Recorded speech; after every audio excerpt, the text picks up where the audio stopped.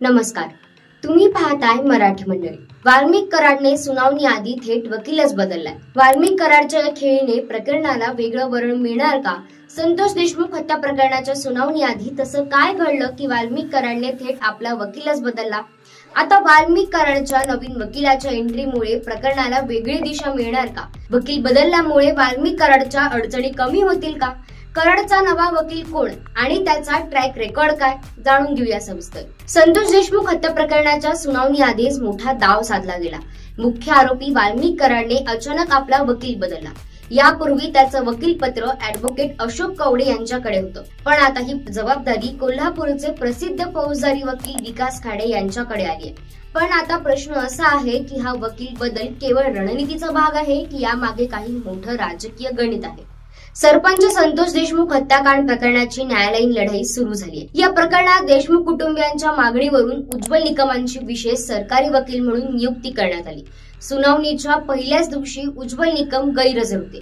त्यांच्या वतीनं त्यांचे सहकारी बाळासाहेब कोल्हे यांनी युक्तिवाद केला। उज्ज्वल निकमांसारख्या मातब्बर वकिलांविरुद्ध लढण्यासाठी वाल्मिकने वकील बदलला असल्याचं बोललं जात आहे। आपली बाजू भक्कमपणे मांडण्यासाठी वाल्मिकने विकास खाडे यांना आपलं वकीलपत्र दिलं। विकास खाडे यांच्यापूर्वी ऍडव्होकेट अशोक कवडे यांनी वाल्मिकचं वकीलपत्र घेतलं होतं, पण वाल्मिकने आता त्यांच्या जागी विकास खाडेंवर जबाबदारी सोपवली।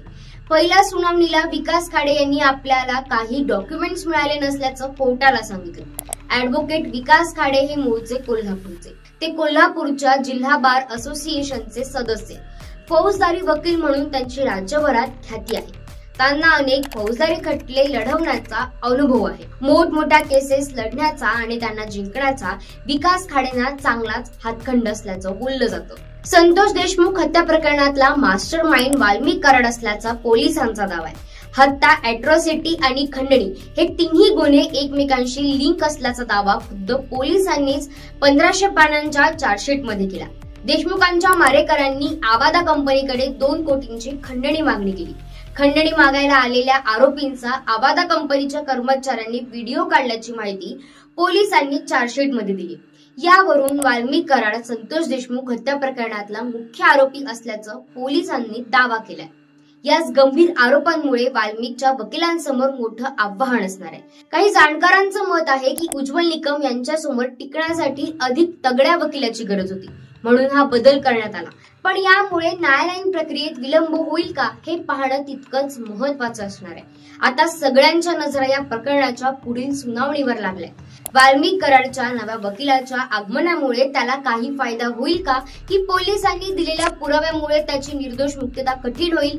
संतोष देशमुख यांच्या कुटुंबाला न्याय मिळेल का हे लवकरच स्पष्ट होईल। वाल्मिक कराडचा वकील बदल हा फक्त रणनीतीचा भाग आहे का? यावर तुम्हाला काय वाटतं? तुमचं मत नक्की कमेंट करा आणि चॅनलवर नवीन असाल तर सबस्क्राईब करायला अजिबात विसरू नका। धन्यवाद।